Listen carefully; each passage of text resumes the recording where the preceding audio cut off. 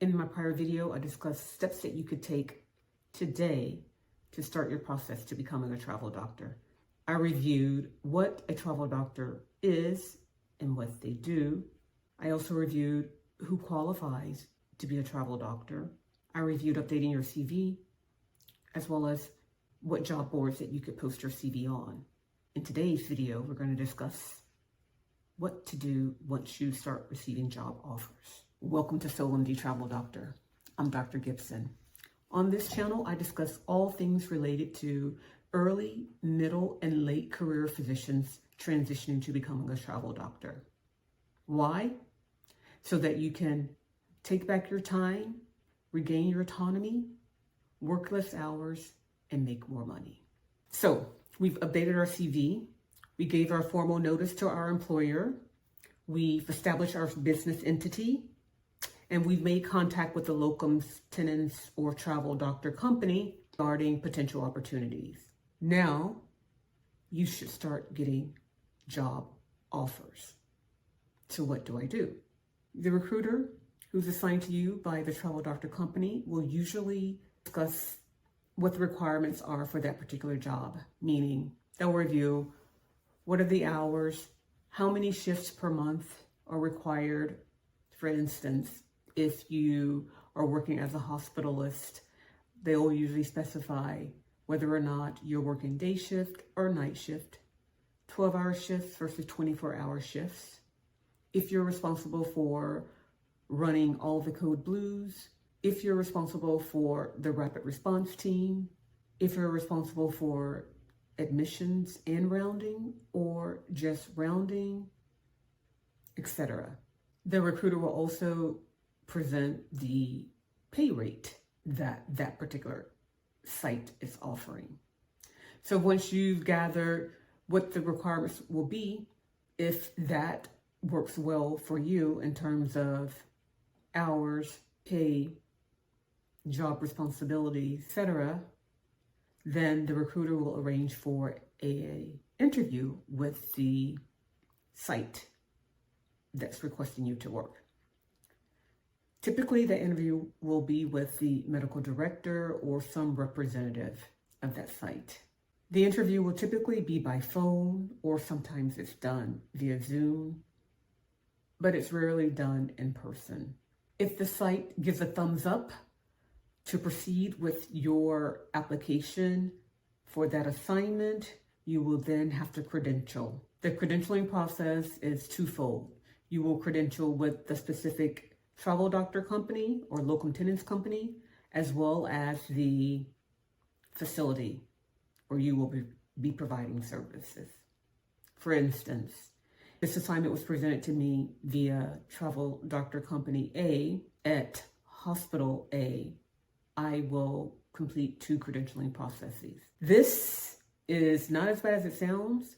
Once you submit all of the required documentation to the travel doctor company, they will usually have a representative that will transpose everything to the hospital credentialing application.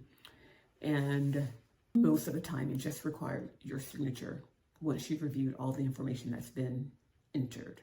After the credentialing process is completed and all documents have been submitted to the travel doctor company as well as the hospitals or clinics, and everyone has signed off, you will then receive a call from the travel company's travel agency.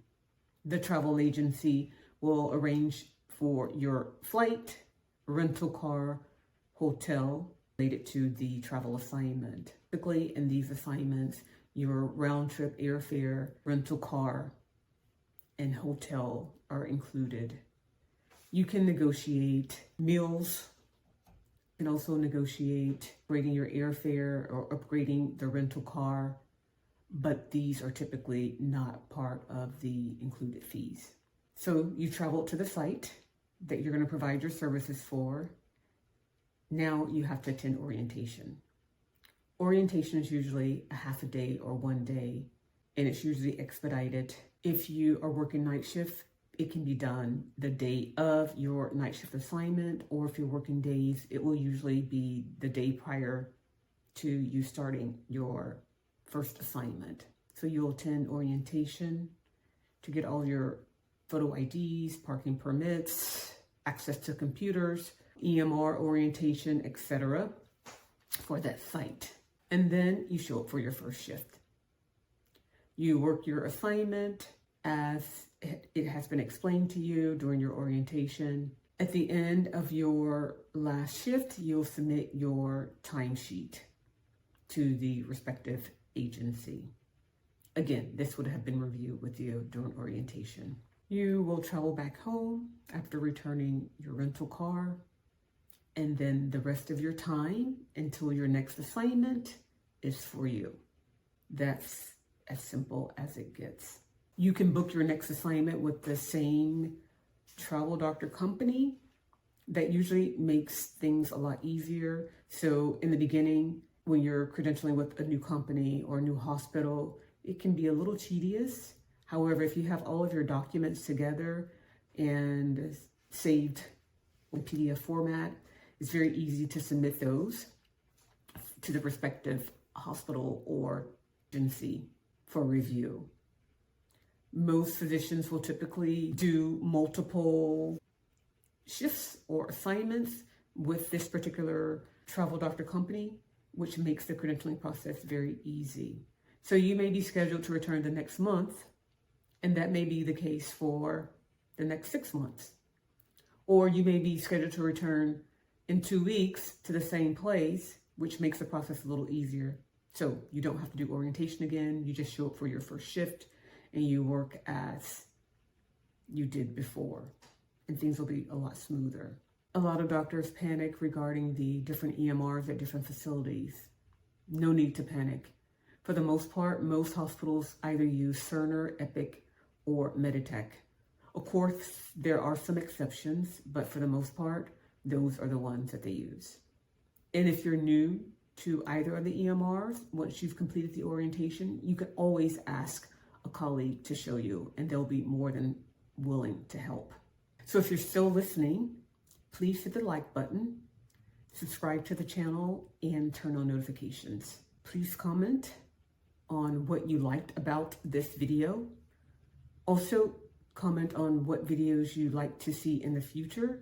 There's a link in the notes for a guide that lists the larger travel doctor companies with their respective websites. I'll see you on the next video.